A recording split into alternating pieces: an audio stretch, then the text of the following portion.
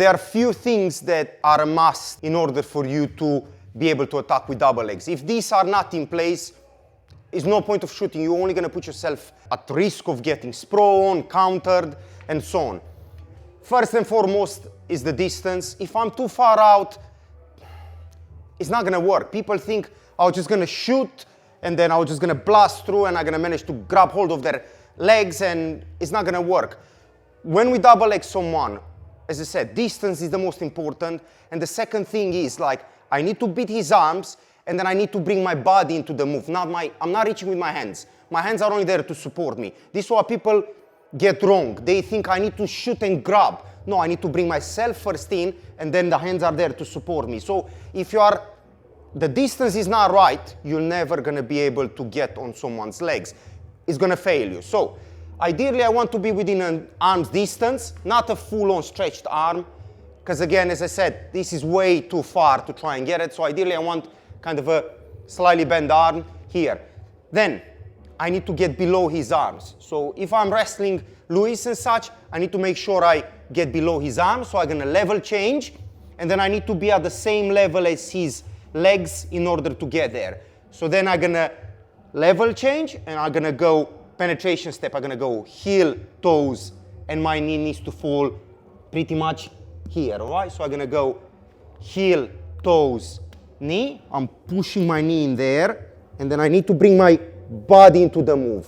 Now my hands are connecting. Head comes up, and then Luis is pretty much up on my shoulder, right? I'm gonna bring him over, down to the floor.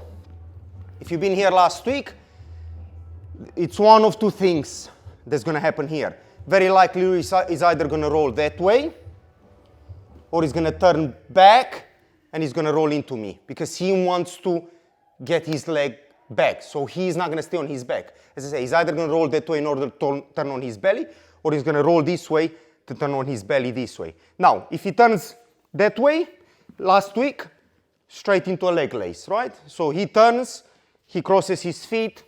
I'm just gonna grab at the ankle. I'm gonna come up here, right? And then I'm gonna leg lace him. But this week, what we're gonna do, we're gonna cradle him. So I'm here, I'm still holding on the leg. Now Luis is aiming to turn this way, throw his leg over, and turn belly down, all right?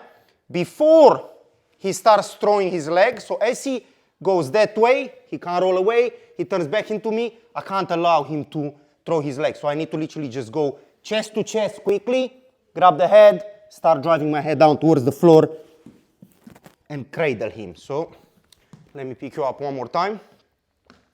So as I said, we're here, the distance is right. So I know I can attack Luis. So I'm gonna level change so I can see his legs. Now I'm gonna go heel, toes, my knee goes in, my body comes into the move, and then I'm coming up. And then as I said, my hands are just there to support me, right? Now I'm gonna turn him, put him down on the floor. First option was when he rolls that way and we're gonna leg lace him, but we're gonna focus on this week's technique, which is the cradle. So turns in, so I'm literally just gonna cover him with my chest. My hand is gonna scoop. They're gonna meet in the middle, as grip. They're gonna meet in the middle, as grip, and then pretty much now I'm just gonna push with my chest forward. Head is gonna touch the mat, and then I can tripod here, and then I can pin Luis.